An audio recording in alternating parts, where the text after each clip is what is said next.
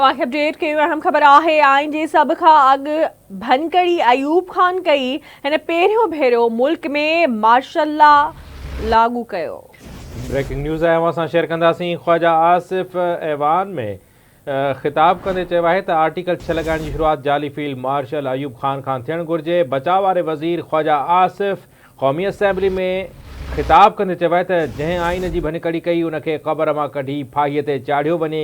Ayub Khan martial law न लॻाए हा त मुल्क में अॼु अहिड़ियूं हालतूं न हुजनि हा। बचाव वारे वज़ीर ख्वाजा आसिफ क़ौमी असैम्बली में ख़िताब कंदे चयो आहे त आइन जी सभ खां पहिरियां भनकड़ी अयूब खान कई। हुन पहिरियों भेरो मुल्क में मार्शल लॉ लागू कयो। जॾहिं त ख्वाजा आसिफ जो इहो बि चवणु आहे त आर्टिकल 6 लॻाइण जी शुरूआत जाली फील्ड मार्शल अयूब खान खां थियणु घुरिजे। अवां सां ख़बर शेयर कयूं पिया। ब्रेकिंग न्यूज़ आहे आइन जी सभ खां अॻु भनकड़ी अयूब खान कई।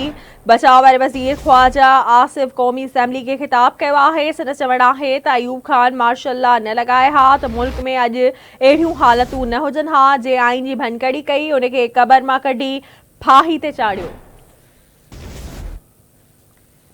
हिकु भेरो ॿीहर ब्रेकिंग न्यूज़ असां शेयर कंदासीं। बचाव वारे वज़ीर ख्वाजा आसिफ क़ौमी असैम्बली में इजलास खे ख़िताब कंदे चयो आहे त आइन जी सभ खां पहिरियां भनकड़ी अयूब खान कई।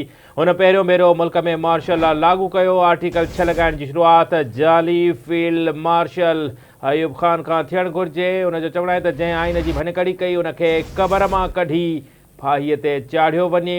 ब्रेकिंग न्यूज़ आहे असां शेयर कंदासीं। अयूब खान मार्शल लॉ न लॻाए हा त मुल्क में अॼु अहिड़ियूं हालतूं न हुजनि हा। इहो चवणु आहे ख्वाजा आसिफ जो।